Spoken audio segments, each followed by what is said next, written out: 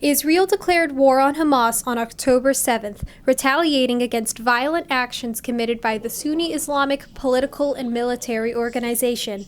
Hamas wants control over Gaza and the West Bank, but conflict over this land is not new.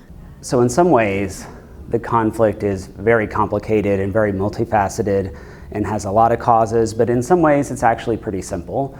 It's a dispute about land and territorial sovereignty over land that two groups of people feel a very profound and deep connection to.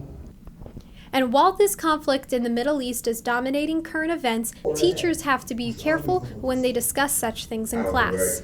So whenever there is discussion about current events or what's happening in the world or politics or anything, as a district, teachers, we have guidelines. We don't bring our own opinions into it. While students should be able to share their opinions freely in an academic setting, they should do so with caution. This is even more true in online forums where simple arguments can bring about real-world consequences. I don't want to say there's a reliable source, but just TikTok, everyone's just been talking about it. And you get both sides, in my opinion, but you can't really trust TikTok because of everything that's going on. One of my friends, she was a foreign exchange student here last year, and she posts a lot of stories about Israel and Gaza and how different perspectives, like how Israel's treating it and how Gazans are being affected by it. So that's how I've mostly learned about it.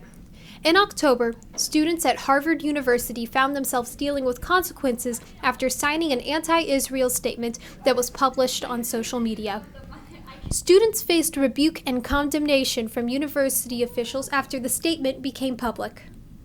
And so I think that young people who are wanting to have their voice heard, they need to be a lot more careful nowadays. Not saying don't do it. I think it's wonderful that young people are engaged in these issues. You got to be mindful of how you express yourself in a public forum. For JAG TV, this is Abigail Heading.